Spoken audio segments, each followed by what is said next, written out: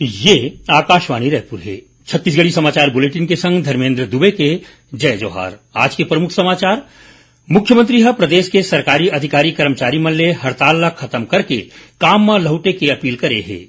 Howrah Pune Azad Hind express और Pune Howrah Azad Hind express रेलगाड़ी ला बंद करे के घोषणा ला हटा के आज ले अपन बेरा में चलाए जाही। और छत्तीसगढ़ के संगे संग देश भर में आज गणेश चतुर्थी के पर्व भक्तिभाव और उत्साह के संग मनाया जात है। अब समाचार विस्तार ले। मुख्यमंत्री ह प्रदेश के सरकारी अधिकारी कर्मचारी मन ले हड़ताल ला खत्म करके काम में लहुटे के अपील करे हे। ओमन अपन ट्वीट संदेश में कहिन कि हड़ताल के सेती आम लोगन मन ला परेशानी होवत है। मुख्यमंत्री ह कहिन कि राज्य के वित्तीय संसाधन ला देखत अवैया बेरा में कर्मचारी मन के हित में फैसला ले जाही।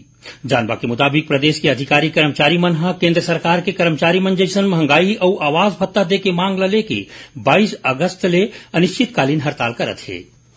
केंद्रीय मंत्रिमंडल के आर्थिक कार्य समिति ह राज्य और केंद्र शासित प्रदेश मन ला कम भाव में चना के दार देबर मंजूरी दे दे है। ये दार आने आने कल्याणकारी योजना मन में प्रयोग करे जाही। ये दार ला आपूर्ति मूल्य समर्थन योजना और मूल्य स्तरीकरण कोष ले बिसाए गे भंडार ले करे जाही। समिति ह मूल्य समर्थन योजना के तहत राहेर, उड़ीद और मसूर के दार के खरीदी के सीमा ला 25% ले बढ़ा के 40% कर दे है। मुख्यमंत्री भूपेश बघेल 2 और 3 सितंबर के प्रदेश के नवा बने 3 जिला के शुभारंभ करही, जेमा मोहला, मानपुर, अंबागढ़ चौकी, सारंगढ़, बिलाईगढ़ के संगे संग खैरागढ़, छुईकदान गंडई शामिल है। मुख्यमंत्री 2 सितंबर के मोहला के मिनी स्टेडियम में राखे गए कार्यक्रम में छत्तीसगढ़ के नवा 29वां जिला बने मोहला, मानपुर, अंबागढ़ चौकी के शुभारंभ करही। तो वहीं 3 सितंबर के सारंगढ़ के खेल भाटा मैदान में राखे गए कार्यक्रम में 30वां जिला सारंगढ़, बिलाईगढ़ के शुभारंभ करही। यही दिन मुख्यमंत्री खैरागढ़ स्थित राजा फतेह सिंह खेल मैदान में राखे गए कार्यक्रम में 31वां जिला खैरागढ़, छुईकदान गंडई के शुभारंभ करही। रेलवे हावड़ा ले छुटैया हावड़ा पुणे आजाद हिंद एक्सप्रेस और पुणे ले छुटैया पुणे हावड़ा आजाद हिंद एक्सप्रेस रेलगाड़ी ला थोड़िक दिन बर बंद करे के घोषणा करे गे रहिस, जिला हटा दे गे है। अब ये रेलगाड़ी आज ले 4 सितंबर तक अपन बेरा में चलही। संगे संग 4 सितंबर के हावड़ा और अहमदाबाद ले छुटैया हावड़ा अहमदाबाद हावड़ा एक्सप्रेस घलो अपन बेरा में चलही। जानवा के मुताबिक दक्षिण पूर्व मध्य रेलवे में नागपुर रेल मंडल के राजनांदगांव कलमना रेलखंड के बीच नॉन इंटरलॉकिंग के काम चलत है, जेकर सेती 29 अगस्त ले 6 सितंबर तक कतकोन रेलगाड़ी के अवई जवई ला रद्द कर दे गे है। उहें कोनो रेलगाड़ी के बेरा में बदलाव करे गे है।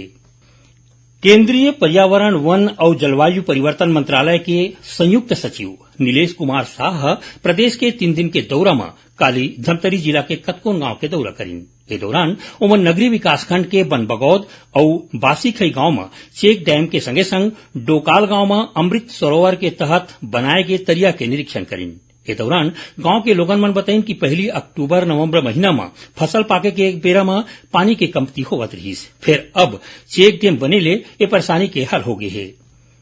भारतीय जनता पार्टी के प्रदेश प्रवक्ता और पूर्व मंत्री केदार कश्यप राज्य सरकार ऊपर बस्तर फाइटर्स के भर्ती प्रक्रिया में गड़बड़ी के आरोप लगाए है। ओमन कहिन कि भर्ती प्रक्रिया में ज्यादा अंक पवैया अभ्यर्थी मन के जगह कम अंक पवैया अभ्यर्थी मन ला चुने गए है। ओमन कहिन कि इहे के युवक मन के जगह में बाहरी लोगन मन के भर्ती करे गए है। ओमन पूरा भर्ती प्रक्रिया के स्वतंत्र एजेंसी ले जांच करा के दोषी मन के खिलाफ कार्रवाई करे के मांग करे है। छत्तीसगढ़ी समाचार बुलेटिन आपमन आकाशवाणी रायपुर ले सुनत हो। छत्तीसगढ़ के खबर ले है आपके वास्ता और खबर के विश्वसनीयता ले है हमार वास्ता। आकाशवाणी समाचार रायपुर के प्रादेशिक समाचार बुलेटिन के संगे संग हमार समसामयिक कार्यक्रम आप रेडियो के संग अपन मोबाइल में घलो सुन सकत हो। आकाशवाणी समाचार फेसबुक, ट्विटर और यूट्यूब में घलो हावय। हमार फेसबुक पेज हरे Chhattisgarh news on AIR, Twitter handle CGAIR news और हमार यूट्यूब चैनल हरे छत्तीसगढ़ AIR न्यूज। तो अब रेडियो के संगे संग आपके मोबाइल के माध्यम ले हम आप तक पहुंचत हन। छत्तीसगढ़ के हर खबर पर सुनत रहो आकाशवाणी समाचार। अब आगू बढ़बो बाकी समाचार को थी। छत्तीसगढ़ के संगे संग देश भर में आज गणेश चतुर्थी के पर्व भक्तिभाव और उत्साह के संग मनाए जाते हैं। बुद्धि, विवेक और सौभाग्य समृद्धि के प्रतीक भगवान गणेश के उत्सव आज ले शुरू होके 11 दिन तक चलही। राज्य सरकार डहार ले कोरोना संक्रमण ले बचाव बर जारी दिशा निर्देश में छूट मिले के बाद गणेश उत्सव में जोरदार उत्साह देखे जाथे। प्रदेश के जम्मू शहर के संगे संग गांव गौतरी मन में घलो भगवान गणेश के मूर्ति ला बैठाए जाथे। जगह जगह ढोल नगाड़ा के संग गणपति बप्पा मोरिया के जयकारा के संग लोगन मन में उत्साह देखे जाथे। बाजार मन में घलो भीड़ बाढ़ गे हे। लइका, जवान, सियान जम्मू वर्ग में श्रद्धा के संग खुशी देखे जाथे। राज्यपाल अनुसुईया उइके ह प्रदेश के लोगन मन ला गणेश चतुर्थी के शुभकामना दे हवय। राज्यपाल ह ए मौका में राजभवन में गोबर ले बने भगवान गणेश की मूर्ति ला बैठाए हैं। जानवा के मुताबिक दुर्ग जिला के कामधेनु विश्वविद्यालय डहार ले एसो गाय के गोबर ले बने भगवान गणेश के प्रतिमा बनाए गए है।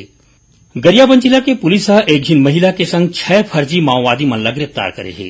पुलिस आरोपी मन के तीर ले 3 नग एयरगन, वाकी टाकी, माओवादी वर्दी और माओवादी पर्चा बरामद करे है। जानवा के मुताबिक पकड़े गए आरोपी मन राजिम और छुइया के रहैया हरय। उन्हें महिला आरोपी रायपुर के मोवा के रहैया हरय।